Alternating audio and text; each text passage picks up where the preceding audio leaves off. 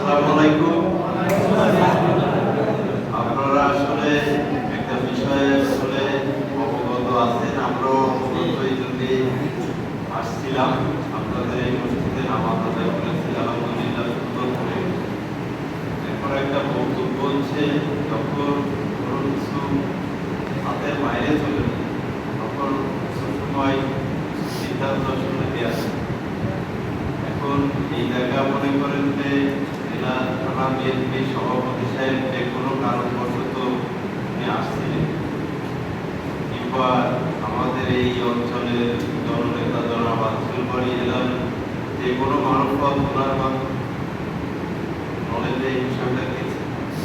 এখন মনে করেন আমরা চাইলেও বা আপনারা চাইলেও অনেক সিদ্ধান্ত আপনাদেরকে দেওয়া যায়। এই জন্য আপনারা আরেকটা ধৈর্য ধরেন। যেহেতু আমাদের সম্মানিত থানা বিএনপি সভাপতি উনি আমাদের ইমাম সাহেবকে ফোন দিয়ে বিষয়টা জানাইছে, এই জন্য ওনার সম্মানার্থে আমরা একটা সপ্তাহ সময় নিব। যদি উনি সামনে আগামী জুম্মায় যদি উনি নাও আসে, তাও এই মসজিদ কমিটি হবে ইনশাল্লাহ, এটা আমরা বলে দেব। উনি আসলেও হবে, না আসলেও হবে। ওনার যে সম্মান, আমরা হাজার মানুষকে সম্মান দিই।